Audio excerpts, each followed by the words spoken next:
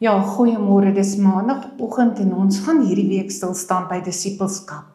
So eers wil ek sê, hoe word ek 'n disipel? In Matteus 4 vers 19 lees ek, kom saam met my en ek sal julle vissers van mense maak.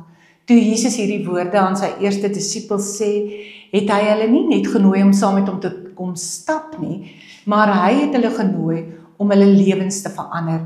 Net voor dit het hy vir hulle gesê, bekeer julle, want die koninkryk van die hemele het gekom en is naby.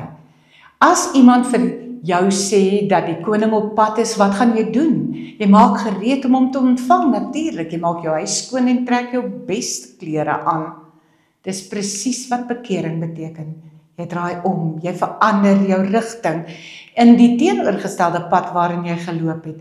Die ou klere trek jy uit, jy trek nuus aan. Bekering vra, dit wil sê 'n aksie, 'n keuse om nie meer jou eie pad te volg nie, maar om agter Jesus aan te stap. Die oomblik wanneer jy besef dat jy nie sonder Jesus die pad van die lewe kan loop nie, gebeur iets heiligs in jou hart. Jy besef die waarheid van Romeine 6 vers 23.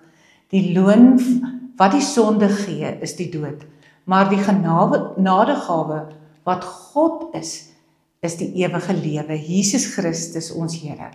Maar God het alles verander deur Jesus Christus. En daarom, ons skuld is betaal, die doodstraf is gedra, die prys is klaar betaal en nie deur ons nie, maar deur hom. Om dan 'n disipel te word, begin dus nie met wat jy doen nie, maar wie jy volg. Dit gaan nie oor jou eie prestasies of jou pogings nie, maar nog steeds oor die een wat jy volg, naamlik Jesus. Wie is hy? Wat hy gedoen het en wat hy steeds in jou lewe doen. In ons moderne wêreld sê ons mos maklik elkeen vir homself, maar Jesus sê, kom saam met my. Dis 'n uitnodiging tot vertroue, tot oorgawe, tot 'n lewe wat op God se genade gebou word.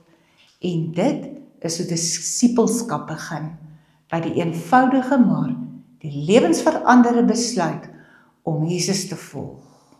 Kom ons bid saam. Here Jesus, ek hoor u roepstem vandag. Kom saam met my.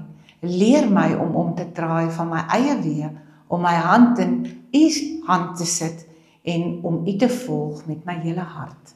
Amen.